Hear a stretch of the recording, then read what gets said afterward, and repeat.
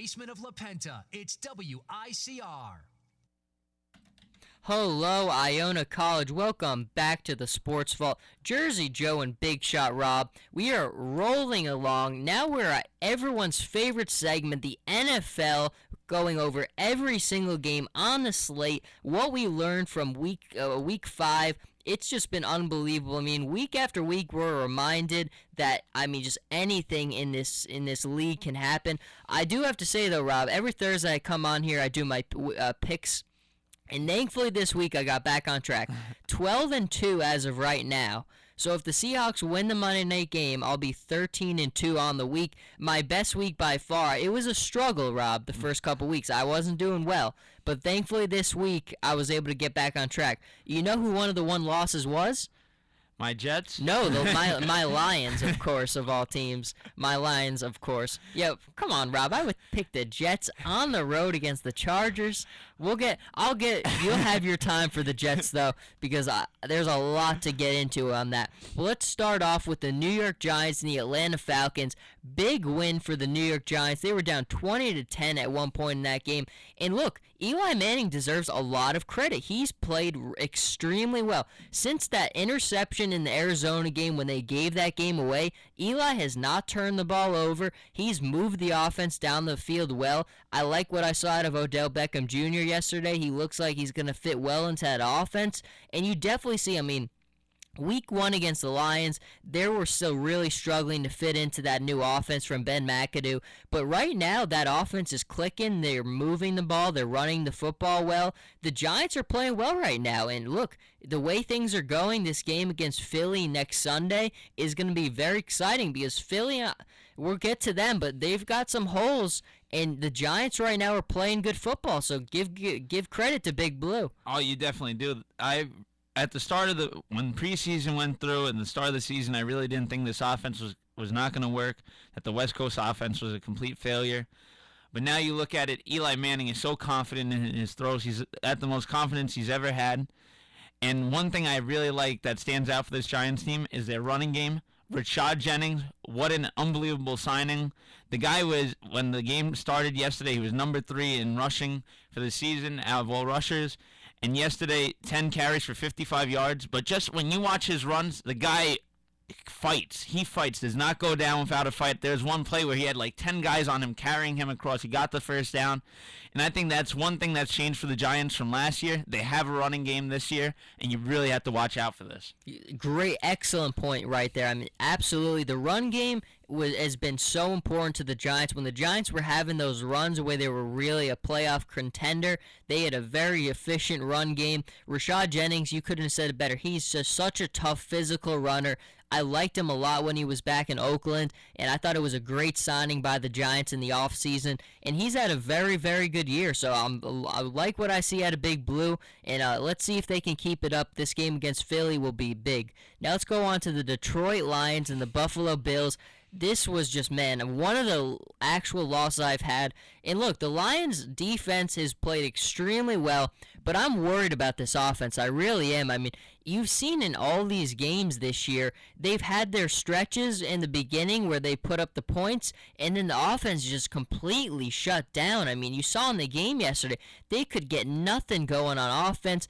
A lot of that game was lost because their field goal and special teams, they cannot. Alex Henry is horrible. You should cut him yesterday after he missed that field goal at the end of the game. He's been horrendous, and that's been a big part of the Lions' troubles there. But offensively, I'm a little bit worried about them. Matthew Stafford, Joe, has so much talent, and I just wish he would utilize it more because I could see him finishing as a top 5 quarterback in the NFL. And he has so much talent around him with Golden Tate and Calvin Johnson, Reggie Bush. And I don't know what goes on. He really struggles at points in the season. And I think the only way for Detroit to win, he has to become that lethal quarterback.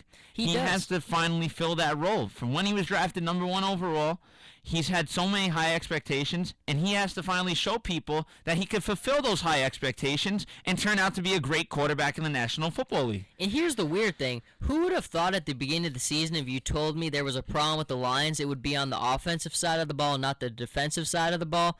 It would have been weird. I mean, you thought you had all your things in place on offense, and you needed to clean up the undisciplined and the just bad play on defense, but it's been the complete opposite. They're very organized on the offensive side of the ball. They're playing extremely well and not committing a lot of penalties. On the offensive side of the ball, I don't know what's going on. For the Bills, I mean, look, it's a win. You'll take it. I still don't like Kyle Orton there. I mean, Kyle Orton made a couple plays at the end of the game, but I still don't see how you're in better position to win with Kyle Orton than E.J. Manuel. I don't like it. Yeah, I didn't get the point of benching E.J. Manuel in the first place. No, he's not the reason they got off to this start. No. And Kyle Orton, yes, you know what, Joe? He's a decent quarterback. We look at his time in Denver. He was decent. Decent is the perfect word. You look at last year. He gets thrown into that playoff. He gets thrown into the last game of the year for Dallas, and he loses that game when Tony Romo goes down with the back surgery. I'm sorry, he's not a quarterback that could start. He's a backup. He's not a starting quarterback for this league. Completely agree. Now, let's drop the hammer on one of the members of the Buffalo Bills coaching staff, Jim Schwartz, who was the head coach of the Detroit Lions, getting carried off the field in that game yesterday. The word I had to say after I saw that, embarrassing. That is embarrassing that you would carry and you would make your players carry you off the field, winning a regular season game against the team that put all their hopes in you and that you set the team back. Detroit gave you everything they had. They gave you a great roster. Jim Schwartz, I can't think of a team in the NFL who underachieved more under Jim Schwartz. I mean, he was just horrendous. One of the worst coaches you could hope. I mean, he did have that one season with the Lions where he brought them to the playoffs. Give him credit there.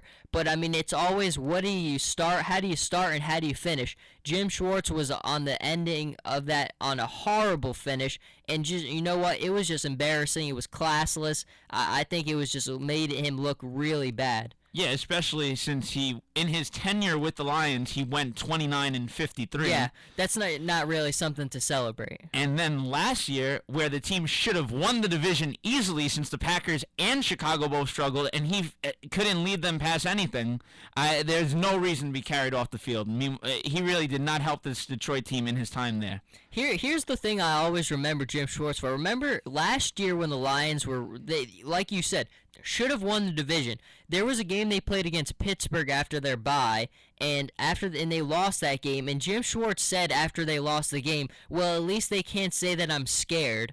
And it was just one of those things where that doesn't even make any sense. They can't say that I'm scared, and you lose that game the way they did. Jim Schwartz just, man, think self-awareness is big in the National Football League.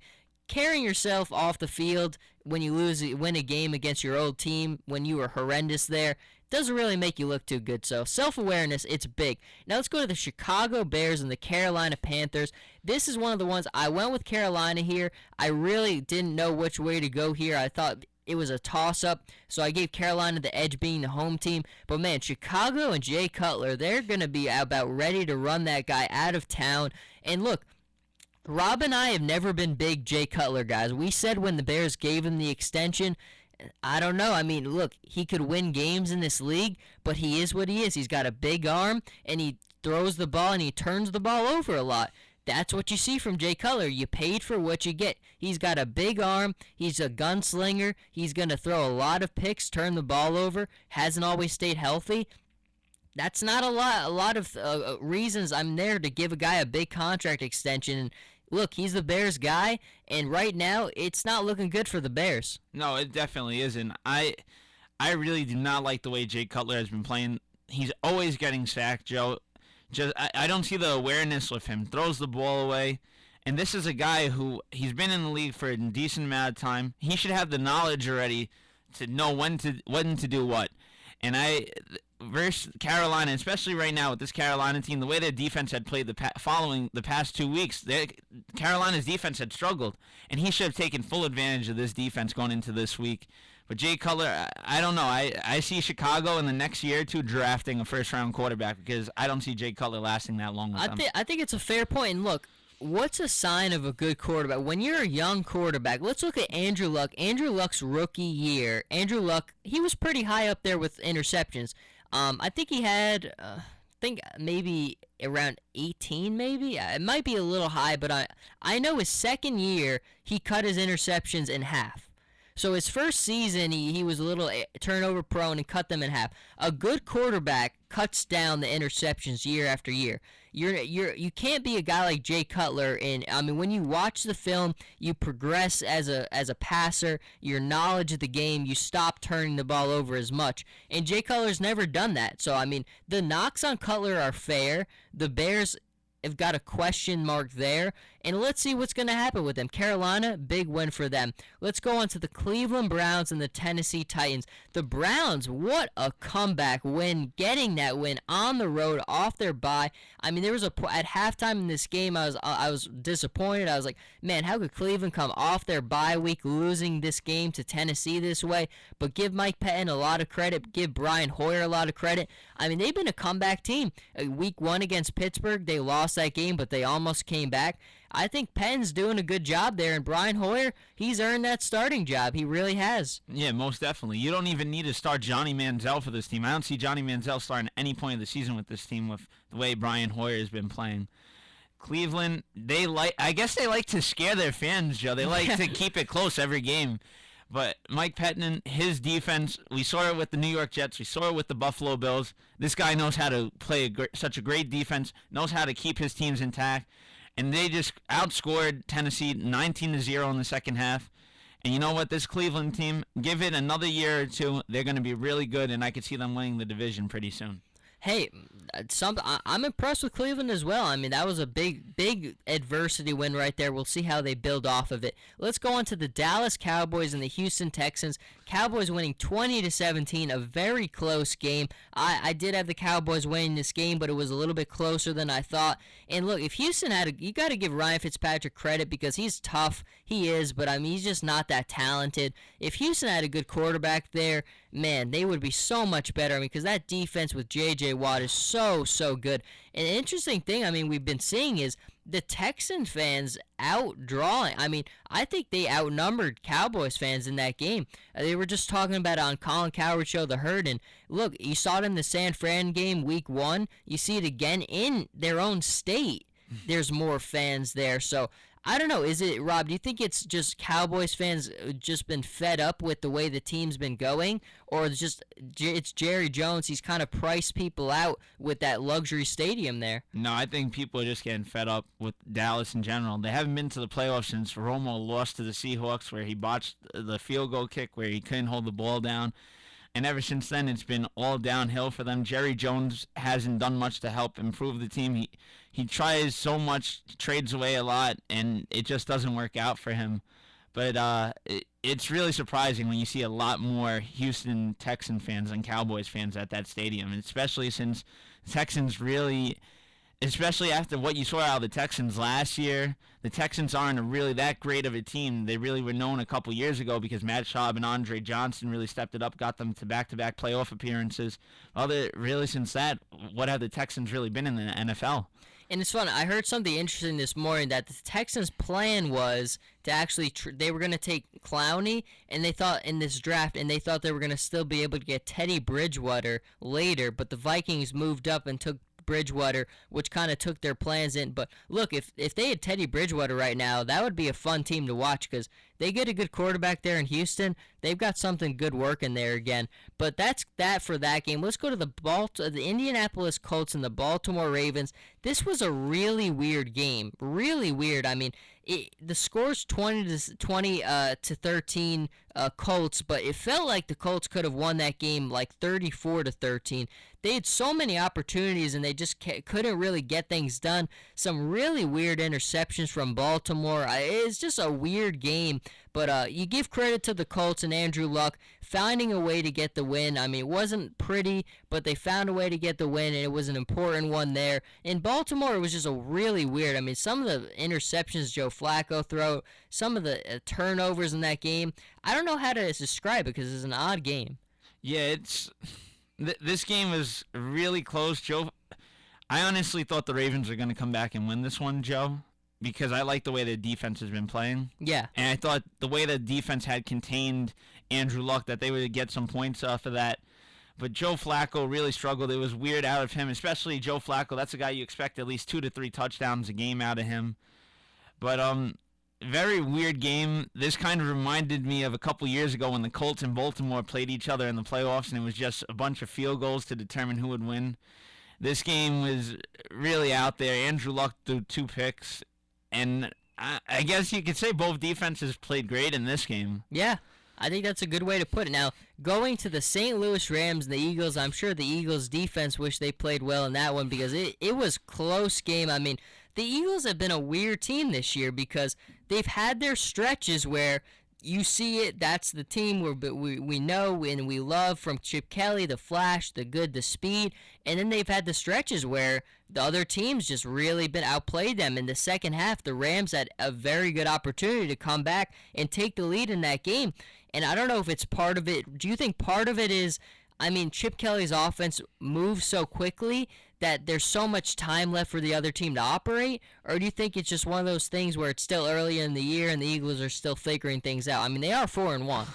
I think it's his offense, because Chip Kelly's a fast scorer. We saw it with Oregon. The guy just likes to get down the score, put up a lot of points, and maybe that's what's killing his team. You don't want to give too much possession time to the other team with the ball because they will use that clock, they will abuse it, and we saw exactly what they did in St. Louis in the second half, putting up 21 points.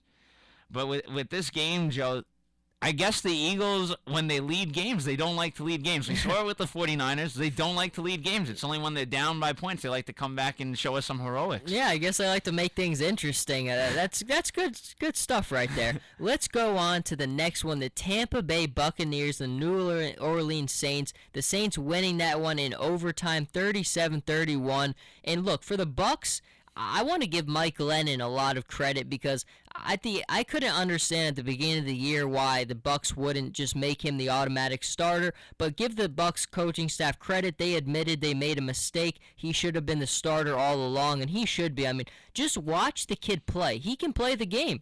He is a good player. The thing I really like about him is he knows that to work with the weapons he has. I mean, Vincent Jackson is his automatic go-to safety blanket. Last year, Vincent Jackson was the most targeted receiver in the NFL, and you see Vincent Jackson again. Mike Glennon is not using that weapon. He is exploiting it every time he can. I think Glennon can play the game, and I'm curious to see how he finishes this season because For me, I think Glennon might actually be a guy who can play in the league. Oh, most definitely, Joe. I love the way he's fit into Lovie Smith's offense.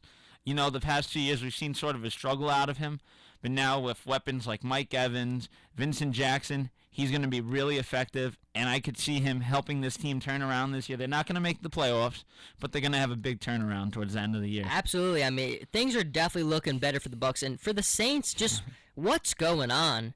I mean, it has not been a pretty start to the season. 2-3. They very well could have lost that game yesterday. Drew Brees sloppy with the football.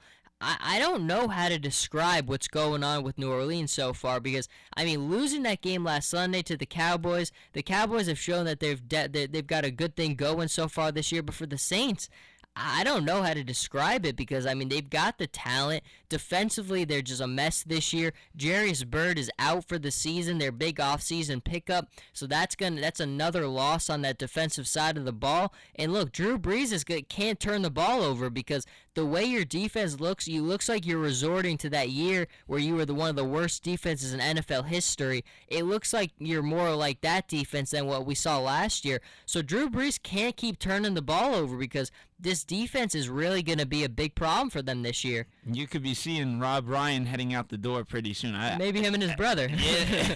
Well, his brother, I will stick by Rex Ryan. I'm sorry. We'll I'm not get to defending that, him. yep. Yeah. But this team, and what's even now more of a killer is they lose Jimmy Graham, Joe, towards the end of that game yesterday, and that's going to kill them because Drew Brees really doesn't have any weapons around him besides Colston. And when you lose the tight end like Jimmy Graham, that's really going to kill him. This has been a really tough struggle for Brees. 9 touchdowns and 6 picks so far in the 5 games. And I'm really scared with him. I don't know if age is catching up to him. The guy's still got the gunslinger, but he has to play football to help protect the football the whole game. I agree. Let's move on to the Pittsburgh Steelers and the Jacksonville Jaguars. A very weird game, probably one of the lesser known, lesser watched games of the weekend. So there not a lot to go over there. I mean, look, Pittsburgh won the game. We thought they would win the game.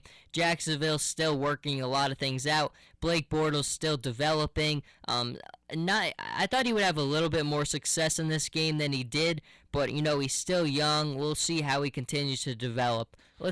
Sorry, you had something? Yeah, the Steelers, Joe. I don't get this team this year. Weird team. They are. It's like their defense is weird. Their defense isn't getting any better. Big Ben had a tremendous week last week. This week he had an all right week, and I really don't get what's going on with Pittsburgh. What they're doing wrong to help build this team. Yeah, I think you've gotten the nail on the head there. Pittsburgh is one of those teams, like, there's a couple of teams in the NFL that are just so hard to figure out week to week. Like, Miami is one of those teams. Pittsburgh is one of those teams. So, I don't know. Week to week, you just never know what you're going to get out of those teams. And defensively, you're right. I mean, this isn't the same Pittsburgh. This Pittsburgh team is a weird mishmash of young and aging veterans. They brought in James Harrison, which is another one there. So I'm not a big fan of this defense right now. We'll see how Pittsburgh continues to go, though. The next one, the Arizona Cardinals and the Denver Broncos. It seemed like it was going to be a pretty good game for the first stretch, but then Drew Sand got hurt. They put in Logan Thomas out of their draft pick out of Virginia Tech. I liked him in college a lot. And look, he didn't embarrass himself, but you're playing Peyton Manning. You never expected to play this game. What do you think is going to happen? And the Broncos just had it working, man. I mean, just coming off the bye, they look crisp. They definitely look like they took that bye off and they rested up. Everything was just working perfectly for Denver. I don't know how else to say it. And congrats to Peyton Manning, 500 Yeah. touchdown club. Second person ever to do it behind Brett Favre, and he's going to break Brett Favre's record this year. Peyton Manning, Joe, I think might be the best quarterback to ever play the game in the NFL. Besides the fact that he does struggle in the playoffs. Yep. He is the only quarterback I know that could read a blitz, and just the way he utilizes his weapons, he could turn any wide receiver into a great wide receiver. I won't disagree with you. I mean, you watch the guy play, and there's no other player I've ever watched who's been more fun at the line of scrimmage than Peyton Manning. I mean, you just watch him, his command of any offense, and it's just fun. I mean, when you have fun watching a guy point out people on the defense, he literally, he's a scientist. He dissects the defense live. I mean, pointing out things. It's a joy to watch him play. I mean, I'm glad that we're still getting an opportunity to, because Denver and Peyton Manning, they're just so good, so much fun to watch. The next game we have is the San Francisco 49ers and the Kansas City Chiefs. This one, a weird one on the slate. I don't know. I'm still not a buyer on San Fran. There's still a lot of things that I'm concerned about there. Yeah, San Fran, Joe, Colin Kaepernick is still not the man for them. I think they need they need a better quarterback than Colin Kaepernick. Kaepernick is not going to lead this team ever to a Super Bowl championship. Yes, you know what, that one year he did bring them to the Super Bowl, but this guy, besides his running game, I really don't see it that much in his throwing game. Decent win for them. That's a nice win. They have more energy now. They're more into it now in the series, but you have to credit their running game. Frank Gore with 18 carries and 107 yards. Without Gore in that offense, that team really is a guy's struggle. Now we've got another show coming in, so let's speed it up now. We've only got 2 more games on slate, but Rob, San Diego Chargers, New York Jets. The Chargers looking phenomenal. Phillip Rivers off to a fantastic start. I love what I'm seeing out of the Chargers, but your Jets, Rob, it's a mess. Take the spotlight. End us with your Jets thing. Tell us what we need to know. What we need to know is that our passers for the Jets cannot throw for 100 yards yesterday. It was terrible. John Idzik needs to go. I'm sorry. John Idzik has set this team up for failure.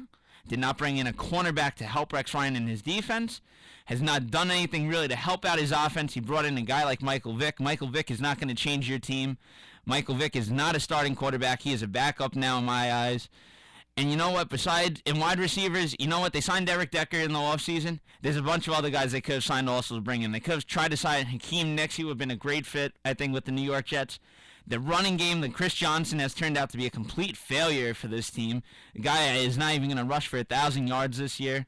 And this Jets team, I'm not blaming Rex Ryan for anything. I will stand by my coach in this whole time. But the Jets, Geno Smith, he is looking terrible. He looked as bad as when I went last year to see him at the Meadowlands when they lost to the Dolphins, and I really have a lot of fear for this Jets team. We are not going anywhere. Now, the final point I want to ask you is, did Idzik set up Ryan for failure? Did he try to do that so that he could fire Ryan at the end of the year and get his own head coach? Oh, he most definitely did, Joe. I'm sorry. He's had it out for him. Yes, you know what? I feel he's had it out for him. He could have signed Darrelle Revis. He could have tried to sign Rogers Cromartie. He could try to sign to leave. He could try to bring back Antonio Cromartie. Failed to do any of that, and he just set Ryan up for failure this year. And I think he wants Ryan out. He's had it out for Ryan since the start, I believe. I think it's a fair point there, and definitely for the Jets, a lot of question marks. We're almost out of time, so Rob, one last thing. Who do you have tonight between Seattle and Washington? Oh, Seattle. It's going to be a blowout. Yeah, I got Seattle too. Should be a blowout, but thank you for tuning into this episode of the Sports Vault. A ton of great stuff that we went over. Very happy. We'll be on throughout the week as well, so stay tuned for the next show, and you all have a great day.